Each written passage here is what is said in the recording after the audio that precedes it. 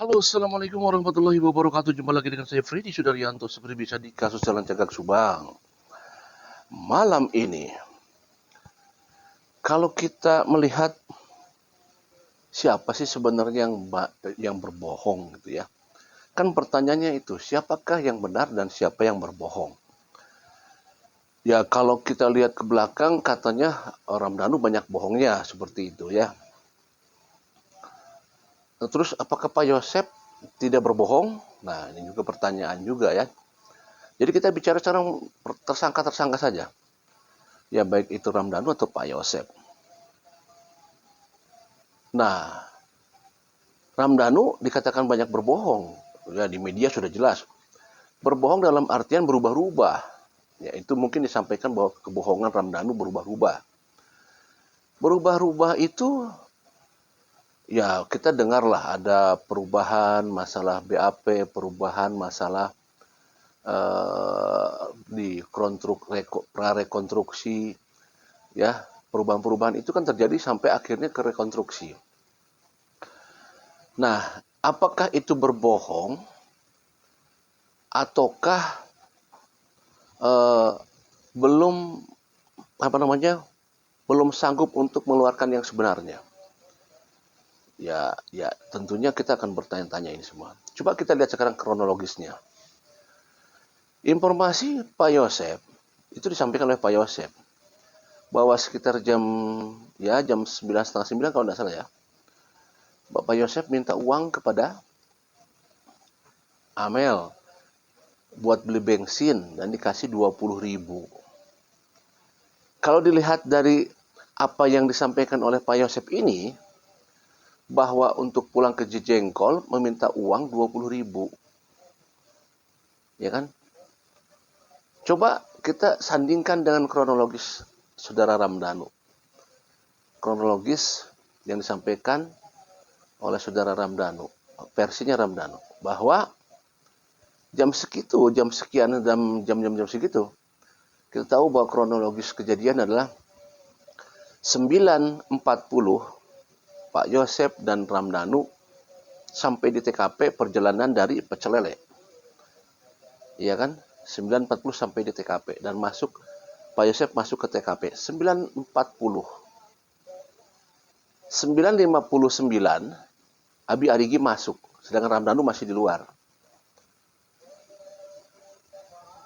Sandingkan dengan pernyataan Pak Yosep bahwa sekitar jam 9 Pak Yosep mau pulang ke Jejengkol minta uang ke Amelia 20.000. Sedangkan di kronologis Ramdhanu, saya bilang kronologis Ramdhanu karena versi Ramdhanu, bahwa Ramdhanu datang ke sana atas perintah Pak Yosep, minta bantuan Pak Yosep kepada Ramdhanu dan bilangnya mau memberikan pelajaran kepada Bibi dan Neng Amel.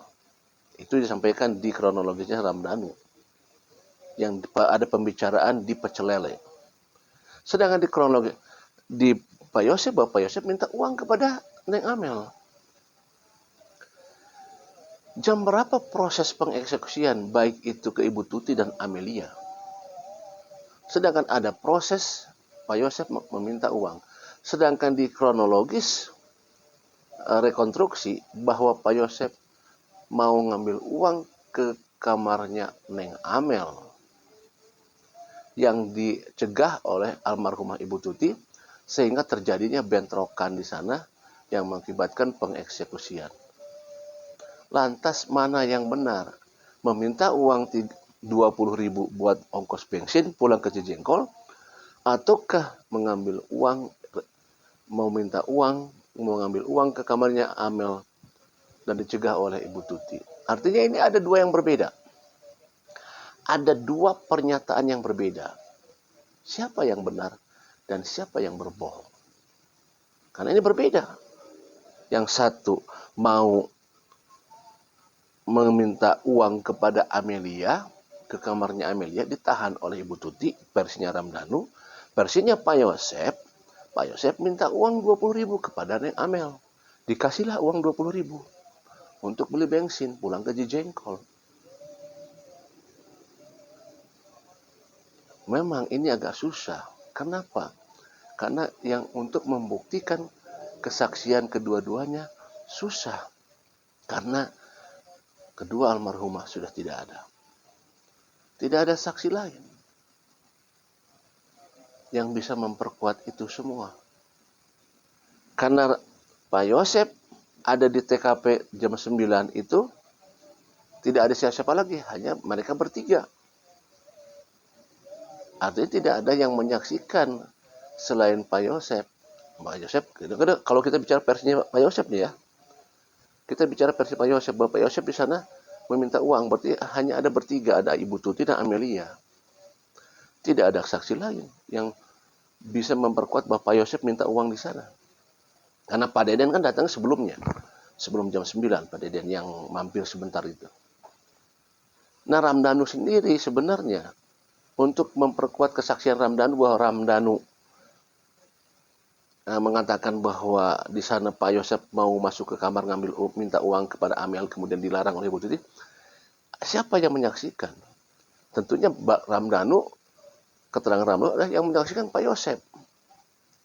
Tapi sementara Pak Yosep tidak mengakui ada di TKP. Artinya, secara tidak langsung nih, kalau misalkan Pak Yosep masih tidak mengakui, berarti Ramdhanu juga belum ada yang menyaksikan. Pak Yosep tidak ada yang menyaksikan, Ramdhanu tidak ada yang menyaksikan. Ya, artinya pengakuan Pak Yosep bahwa dikasih uang 20.000, minta uang, dikasih 20.000, siapa yang menyaksikan itu? Kebenarannya, karena kedua almarhum sudah tidak ada. Dan juga Ramdhanu, karena Ramdhanu berbesar hati karena ada Pak Yosep. Diharapkan juga Pak Yosep mengiyakan, tapi ternyata Pak Yosep tidak mengakui atau tidak akan mengakui.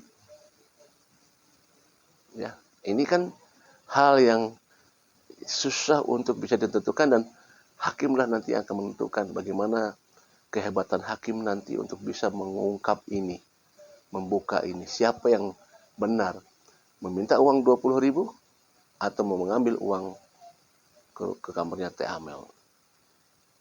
Menarik sebenarnya ini. Nah, tentunya sekali lagi bahwa ini akan kita tunggu di pengadilan. Banyak sekali yang kita akan tunggu di pengadilan. Hal-hal yang begini. Ya, tentunya ini akan kerja keras di pihak JPU ya, Jaksa Penuntut Umum. Karena ya itu tadi, tersangka Pak Yosep, Ibu Mimin, Abi dan Ari masih tetap bahwa mereka mengatakan maksudnya belum mengakui dan tidak ada di sana, tidak ada di TKP. Pengakuan Ramdhanu bagaimana? Nanti kita tunggu nanti penjelasan, apakah ada penjelasan di pengadilan dari seorang penjual pecel lele. Ya, kita akan dengarkan nanti seperti apa. Ya, tentunya inilah yang cukup menarik sebenarnya. Kebohongan. Siapa yang berbohong?